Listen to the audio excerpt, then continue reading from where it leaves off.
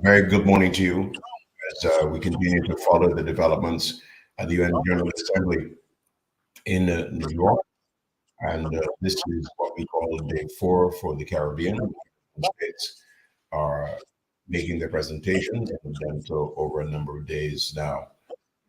What's interesting is that, well, today we expected that the two states would be up first and that we would hear from the Prime Minister of St. Vincent and the Grenadines, and also from the Prime Minister of St. Kitts and Nevis territory. The schedule has been shifting, as you know, over the last days.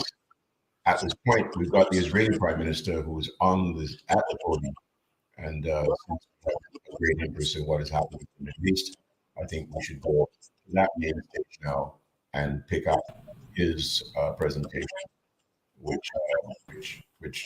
sorry, we should go to that stage, but let me just make the adjustment here to take in his live, because I'd set up really ensure that we picked up the speech overnight. In fact, what I'll do right now, actually, let me do what I intended to do in the first place. Last evening, the Foreign Minister of the Bahamas, Fred Mitchell, delivered his 10th address to the UN. That is what I wanted to share with you before we went to St. Kitts and Nevis or to St. Vincent and Grenadines. So we've got a little time on our hands here. Let's go then join that particular presentation by the Foreign Minister of Commonwealth of the Bahamas. I now give the floor to His Excellency Frederick Audley Mitchell, Minister for Foreign Affairs and the Public Service of the Bahamas.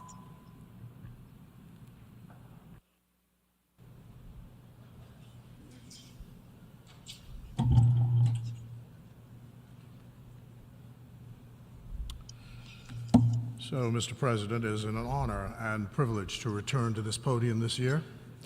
This is my 10th appearance here, and I'm proud to be back to this most important forum, but doubly so because a son of the Caricom and wider Caribbean region sits as its president. So, Ambassador Dennis Francis, I wish you well, and suffice it to say, the Bahamas stands ready to assist and support. So, the Bahamas National Statistics Institute reported this year in the national census that there are now 399,314 people living in the Bahamas. So let's call that 400,000. We're small, that's clear. We're 700 islands, keys, and reefs, that's clear. We have 4,000 square miles of land and 100,000 square miles of ocean, that's clear. We're therefore a small island developing state, that's very clear. The Prime Minister, Philip Edward Brave Davis, says that the #1 foreign policy issue for the Bahamas is climate change. He has expressed the existential fear we face along with other island peoples, whether in the Atlantic or the Pacific. Will we be climate refugees or will we face a watery grave? And tonight, I'm wearing a gift from the people of the Marshall Islands to share our solidarity with those in the Pacific. Having expressed that sentiment in many fora throughout the world, though, over the years, that the Prime Minister's been in office, it was actually shocking to us to hear one of our developed nation partners and their position on climate reparations for loss and damage on the part of his country. Their response was that under no circumstances would there be reparations for loss and damage from climate change. Mr. President, small island developing states like the Bahamas have been negotiating for loss and damage for over 30 years. So it begs the question, how much are 399,314 lives worth? The word reparations means so much in another context as well. Millions of African peoples were ripped from the continent of Africa, brought to the West, and worked for free for 200 years. In the British Empire, they were so-called freed in 1834, worked for another 4 years in an apprenticeship scheme for free. The British government paid £20 million to the slavers for the loss of their property. That was then 40% of their national budget. This is, in today's money, 17 billion pounds. And we're advised that the bonds were just paid off in 2015. Yet, not one penny was paid to the slaves or their descendants, and not even an apology is being offered for the moral tragedy which slavery represents. So, no to reparations on climate change, and no to reparations on slavery. No, over and over again. The generation of our leaders that came before us, though, did not accept no for an answer. And that is why we are freer today than we were a generation ago. And they were freer than the generation before them. When Michael Manley, the Jamaican Prime Minister, stood at this very podium after his historic victory at the polls in 1972 and demanded a new world international economic order, his call for economic and social justice did not at first succeed, but it has been taken up by his successors who continue this call throughout the Caribbean. Mr. Manley was taking up the call by Marcus Garvey of Jamaica before him and Robert Love of the Bahamas, the generation before Mr. Manley. And Marcus Garvey was taking up the calls of W.E.B. Du Bois and James Weldon Johnson of Bahamian roots before him. Lyndon Pindling, our founding Prime Minister, did not accept no when the Nassau Accords were forged to say, let Nelson Mandela go. Clearly then, no is not an acceptable answer to an unfree people. We in this generation take up the call for this generation's call, and Brave Davis and the Bahamas says no is not an acceptable answer. So the Bahamas wants the world to know that whether on reparations for slavery or on climate change, no is not the correct answer. We must use our collective voices to reject the gospel according to no.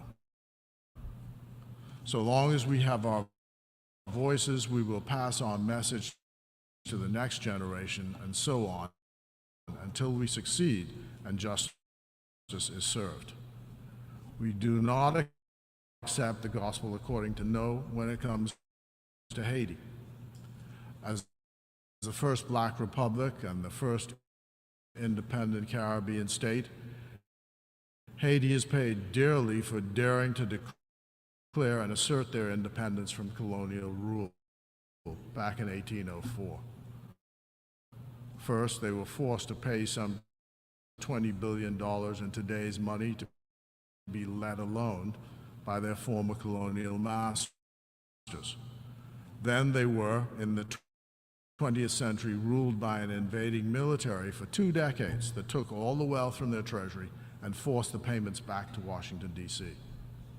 And today, we wonder why the situation is as dire as it is. So the Western world owes Haiti and the Haitian people, and we must fight to help them resolve their issues.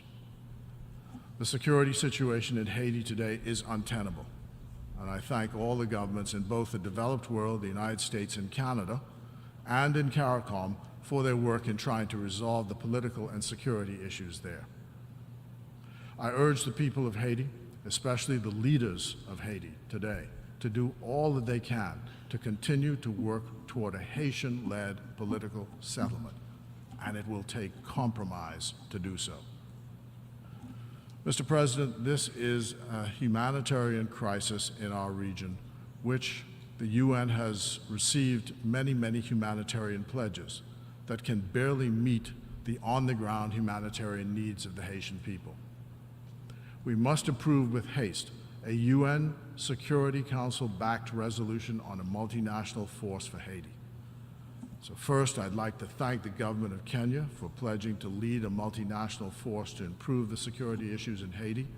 We in the Bahamas plan to join them, as does Jamaica, and other Caribbean countries have pledged humanitarian support.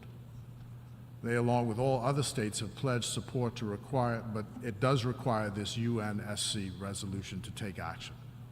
As I said, both Bahamas and Jamaica have pledged troops, other Caricom states humanitarian support. A geopolitical settlement must also be possible in Cuba. What a magnificent country, with a rich heritage and a smart people who've suffered from economic measures which seem imposed upon them externally grounded in ideology. But if you can do business with Vietnam, there's nothing in logic which prevents doing business with Cuba. The irony of the situation is that money in US dollars is difficult to process across Cuban borders. Yet, 9 or more flights per day leave Miami for Havana and fly back again. And the largest embassy in Havana is that of the United States. We appreciate all the steps that have been taken by the present US administration to revert to the status quo ante to 2016 as a starting point. But the most sensible thing to do is to drop all the restrictions and normalize relations with Cuba post-haste. The continuation of the status quo represents a security problem for the Bahamas.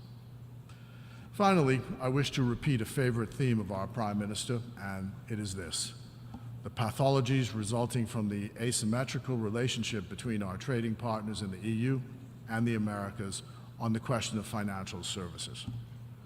The OECD and the EU have arrogated unto themselves to be the moral police of the world on issues of taxation. The result is that free trade no longer exists, but a tax process is being imposed by our former colonial masters, so that it makes banking so difficult within our domestic spheres, and international trade is made even more difficult. And they've gone one step farther by imposing the requirement now for what they call an electronic travel authority for you to enter their countries, even when they say there's no visa required to enter. The Prime Minister therefore joins other developing states in supporting a UN Convention on Tax which will govern standards on taxation frameworks, including financial services. The OECD cannot declare legitimacy for developing universal outputs while decision-making and membership remain exclusive. So in our view, the UN is the appropriate and universal body to design and build an equitable and inclusive international tax administration architecture with equal-footed representation. So 1973, the Bahamas is 50 years old this year. It's the 10th July 1973, we became independent. And this year, 50 years later, it was a very proud moment for our citizens.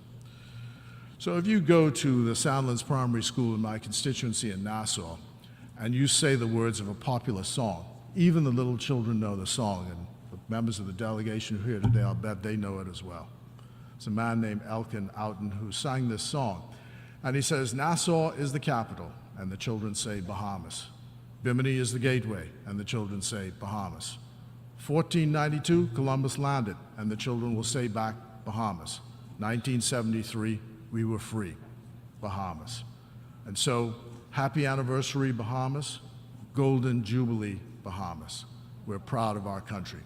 I leave the song with you and invite you to come visit us. 8 million people will join us as tourists this year. We are 400,000 strong. Stay and enjoy our beauty. Understand our climate vulnerability. In our work, we ask you to join us to help reverse the tidal rising. God bless you. Thanks for listening, because now, more than ever, we need the United Nations. Thank you. Good night.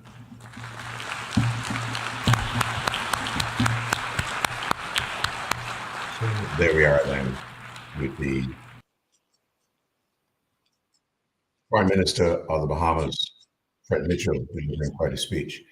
It turns out the shifting of the schedule, we're now catching the Prime Minister of St. Vincent and the Grenadines. Let's go there now.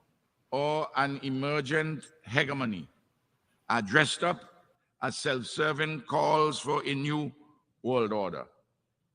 All sauce and gall, but of little or no substance, difficult to swallow. From the rough trenches of the periphery, St. Vincent and Grenadines poses yet again, in response, three haunting questions. What's new? Which world? And who gives the orders? In this context, the urgency of genuine reform of the United Nations Security Council is to be embraced after decades of futile bickering and foot-dragging. Surely it is long overdue for sensible compromises on this matter, reflective of the contemporary condition of our world. In these troubled and uncertain times, enveloped in limitations and weaknesses, there are nevertheless possibilities and strengths. The wise and mature leadership of this collective, the United Nations, is immediately required in this great endeavor to put things right for humanity. We gathered here as representatives of national or regional interests are not and cannot reasonably be agents of purely impersonal forces driving humanity inexorably to further peril and even damnation. Notwithstanding the imperfections of a multilateral system grounded in international law and civilized norms, we at this assembly, in concert with each other and our peoples, can be the fresh hope, the beacon, the light, not merely to inspire, but to draw out of each other and our respective peoples a goodness, a high quality and a nobility, which oftentimes we may not even know as yet that we possess. In the process, let us clear certain ideational cobwebs from our brains. It is, for example, wholly unhelpful to frame the central contradictions of our troubled times as revolving around a struggle between autocracies and democracies. St. Vincent and the Grenadines, a strong liberal democracy, rejects this wrong-headed thesis. It is evident to all right-thinking persons, devoid of self-serving hypocrisy, that the struggle today between the dominant powers is centered upon the control, ownership, and distribution of the world's resources. The struggle has been and is about who gets what, when, where, and how. Civilized life and living now demands fairness, justice, peace, security, and prosperity for all. This civilized goal is unlikely ever to be satisfactorily attained if the strong and powerful continue with impunity to do what they can, and the weak and fragile suffer what they must, despite their oftentimes enfeebled resistance. Throughout history, powerful countries exhibit a certain schizophrenia. They possess and deploy all their instruments of domination, yet they are racked by bewildering insecurities, which frequently turn them into beasts of unreason to their own detriment. In this way, they overreach and sow seeds of their own downfall. In the process, sadly, they hobble humanity needlessly.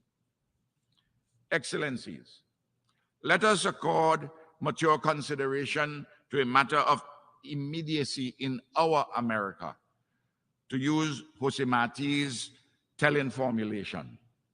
We urge the United States of America, our friend, the most powerful and economically dominant country since the dawn of human civilization, a nation which espouses humane values, to end its unilateral and oppressive sanctions and impositions that are contrary to international law, which have been rolled out against Cuba, Nicaragua, and Venezuela. It is also plain silly and factually incorrect to label Cuba a sponsor of state terrorism, a label prompted by partisan domestic politics in South Florida. But it hurts the Cuban people massively and unnecessarily. The sanctions and coercive measures against Venezuela, including the weaponizing of the US dollar, have caused the collapse of the Petro-Carib Agreement, which delivered substantial benefits to over a dozen Caribbean countries, including St. Vincent and the Grenadines. We in the Caribbean have thus become collateral damage. At the same time, Your Excellencies, it is long overdue for the Republic of China, Taiwan to be brought in from the diplomatic cold. The magnificent Chinese civilization, through the fever of history, has delivered to the contemporary world in practical terms more than one recognizable national political expression institutionally. Surely, Taiwan's quest for participation in relevant specialized agencies of the United Nations is reasonable and ought to be accommodated. Repeatedly, Taiwan has shown itself to be a responsible member of the international community. Peace across the Taiwan Straits is an imperative for the prosperity and security of the world. Excellencies, on the bundle of issues touching on concerning climate change, global warming, biodiversity challenges, land degradation and desertification, there is a veritable Babel, a tower of Babel. There is an overabundance of sweet-sounding lyrics by the major emitters, but they turn out to be bitterly deceptive. A lack or insufficiency of meaningful corrective action by the irresponsible climate polluters, countries and companies, constitute unpardonable, egregious wrongs. Indeed, it is a species of barbarism. The upcoming Conference of Parties under the United Nations Framework Convention on Climate Change in the United Arab Emirates is a critical test of humanity's commitment to save our planet from the ravages of man-made climate change. We know the oft-repeated benchmarks and the corrective agenda. I don't have to repeat them here. In this composite package of policies and measures, a special consideration has to be accorded the most vulnerable countries, such as small island developing states in the Caribbean and the Pacific, and the poorer communities in climate-distressed areas of Africa, Asia, and Latin America. Excellencies, crisscrossing the issue of financing for development in the era of climate change and the downside ramifications of structural distortions in the global economy for poor and vulnerable middle-income countries is the Bridgestone Initiative 2.2. And this has already been endorsed by the Caribbean community, the Community of States of Latin America and the Caribbean, the Association of Small Island States, and dozens of countries in the African Union and elsewhere.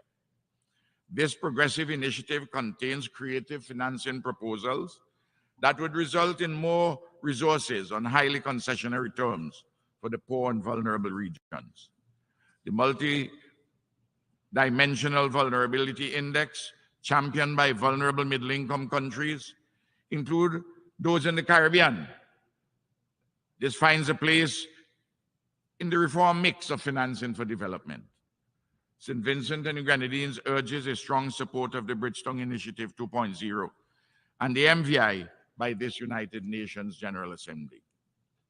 St. Vincent and the Grenadines also endorses the initiative of the Bahamas to remove from the OECD, the Rich Club, any global authority it assumes for suzerainty on international taxation and related matters.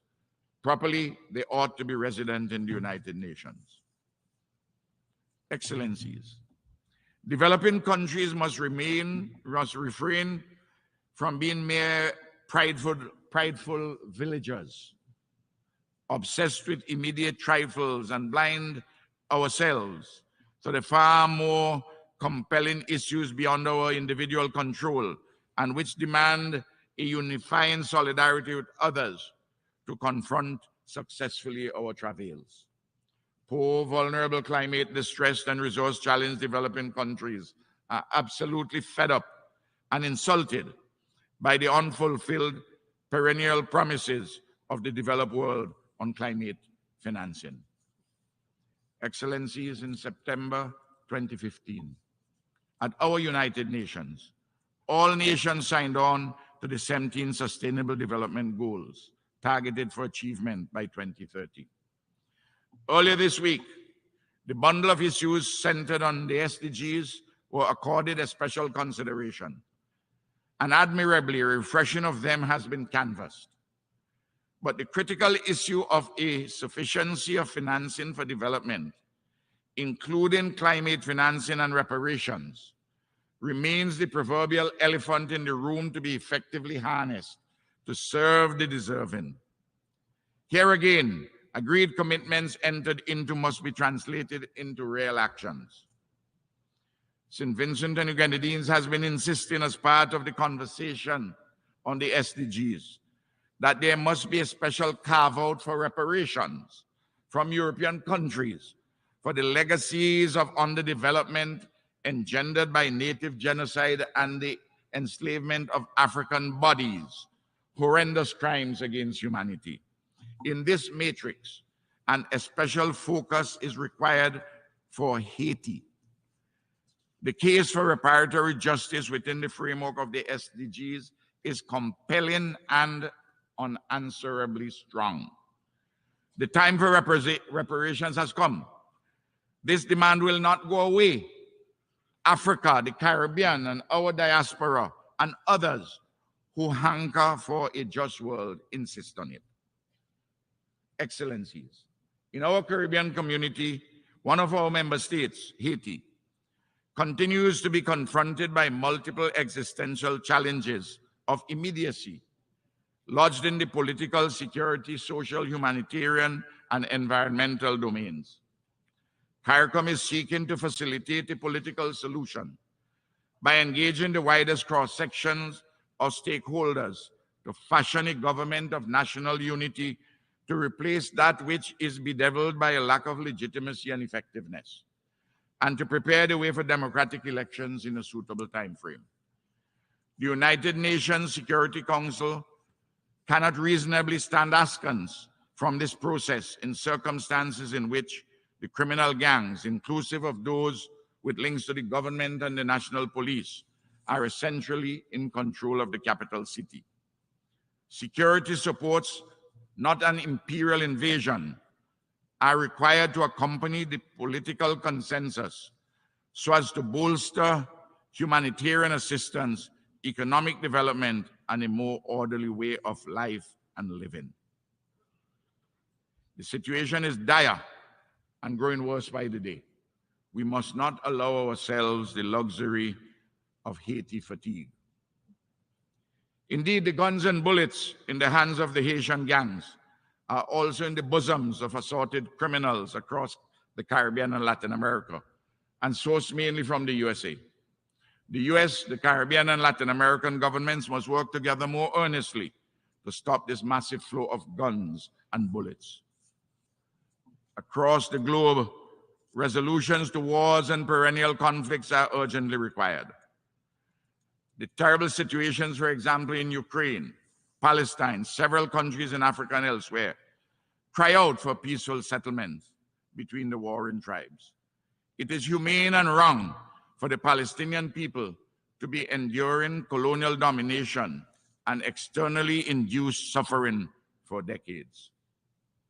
In our America, Your Excellencies, CELAC, led currently by the pro tempore presidency of St. Vincent and Grenadines, is at the forefront of seeking to fortify our political cooperation and enhance integration efforts. CELAC is building vital bridges with several blocs across the world and countries. All this is designed to promote peace, security, prosperity, and sustainable development for all. It is vital that our shared experiences be translated into shared expressions, including institutional expressions, to get the practical work done to enhance life, living, and production for all humanity. And CELAC ought to be allowed to follow the African Union into membership of the G20. Let us be more inclusive in solving intractable problems in practical ways. I thus welcome the proposed initiative, the proposal of the European Union to initiate an institutional summit between the EU, the African Union, CELAC, ASEAN, and with the Secretary General of the United Nations. I await the details. Excellencies, the days of masters and vassals are over. The days of imperialism are drawing nigh, and the would-be hegemons waiting in the wings with their illusions of grandeur, past or imagined, are bound for disillusionment. In any new world order, the metaphoric lambs and the lions must lie down and rise up together in mutual self-interest and respect, and for a better world. This world of 8 billion people deserves better. We in the developing world reject the crumbs. There is a loaf to be shared reasonably, with equity, and we must be at the deciding and the eating tables. Those who think that we speak with our heads in the clouds are profoundly mistaken. We know that in the great cathedral of the sky, there is a sun for steeple. It illuminates our pathways. We see things clearly.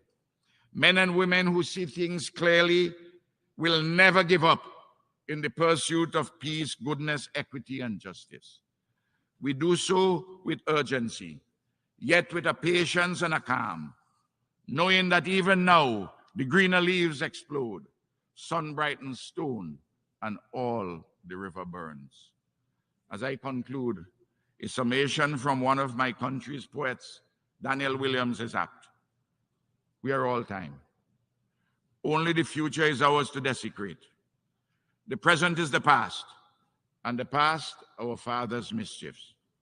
In order to avoid the desecration of the future, we must be serious about the challenges at hand and work assiduously in solidarity to address them satisfactorily.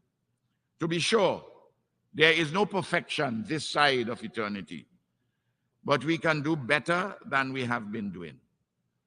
Time is not on our side. Let us sleep not to dream, but dream to change the world for the better. Thank you.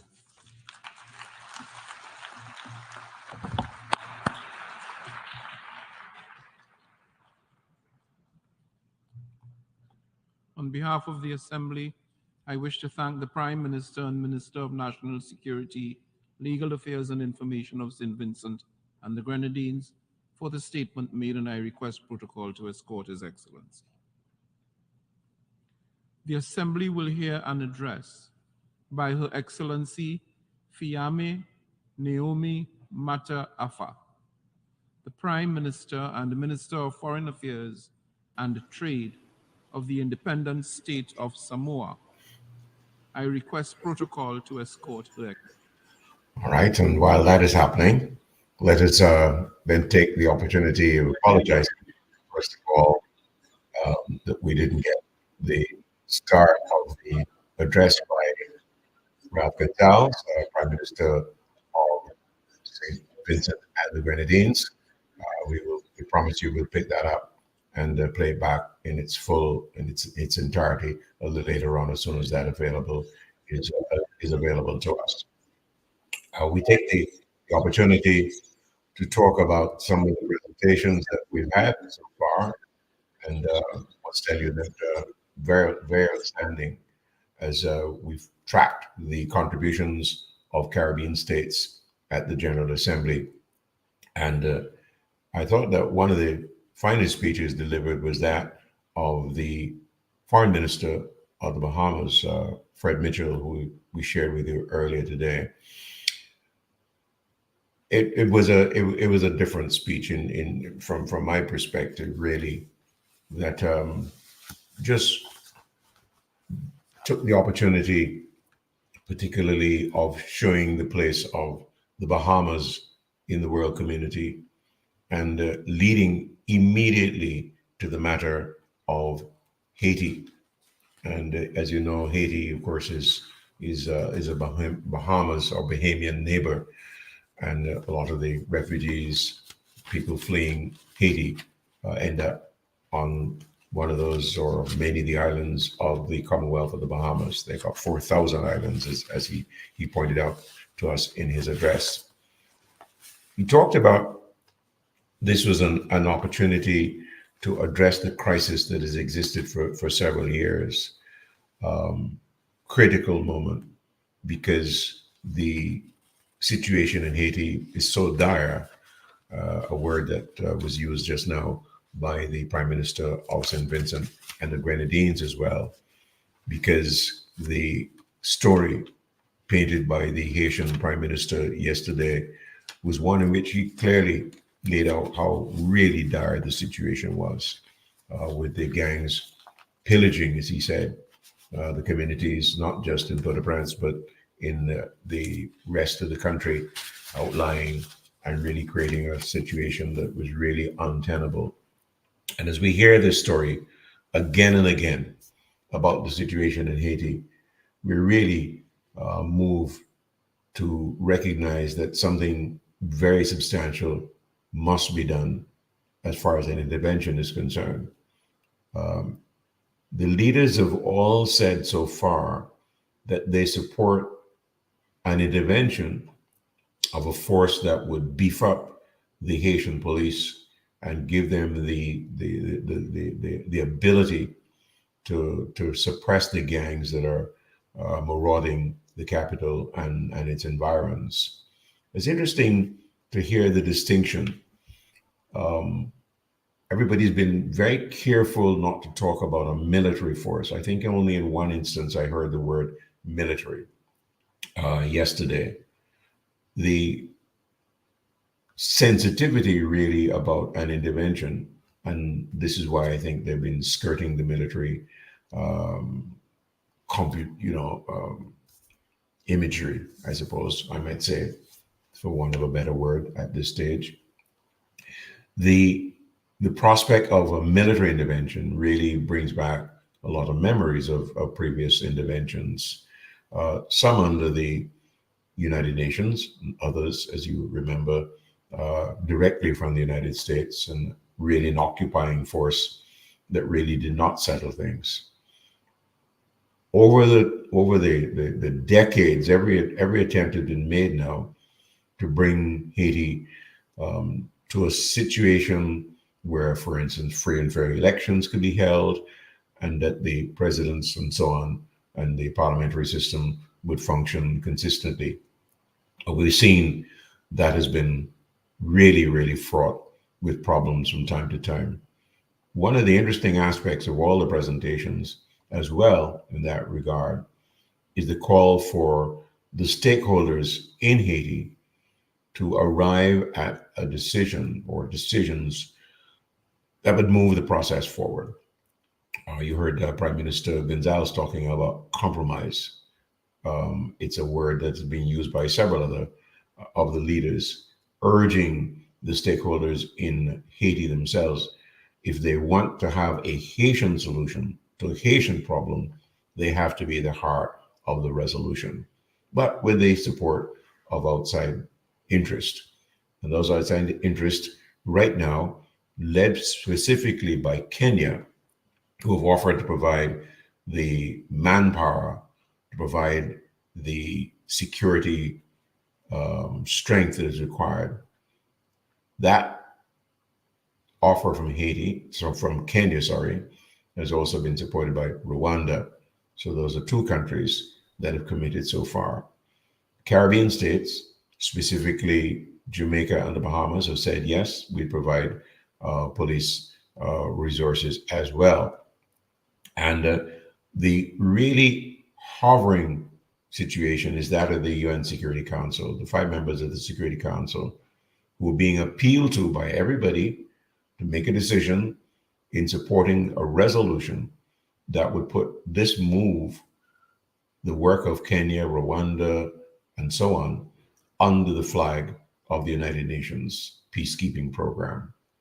That is a resolution, as you heard a number of speakers say, has been meandering through the Security Council.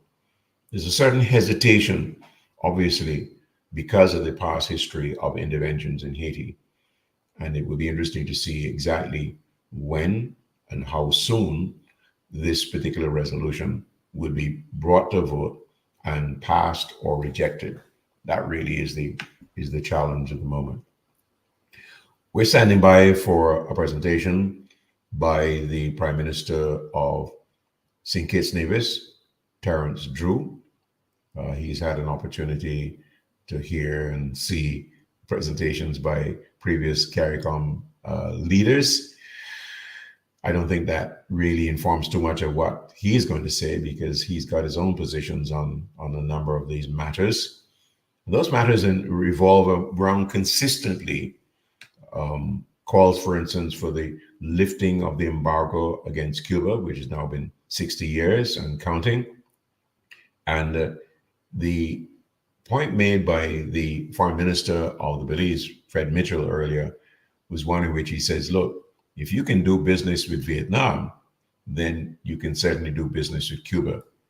And I'm not sure if you're following the presentations that have been made by the leaders, but also following the news of the world, so to speak, and the activities of the American President Joe Biden, you will know that the United States, after having a war with Vietnam, it was then North Vietnam, has had a major meeting, what the word we might have used, a rapprochement with Vietnam itself.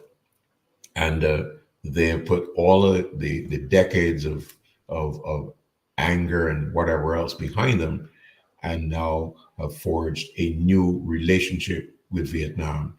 Of course, they're both on either side anxious to resolve some of the issues as a holdover from that war. They certainly would like to see the remains of soldiers on both sides returned, so they'd have a decent burial and have closure for their families. And the real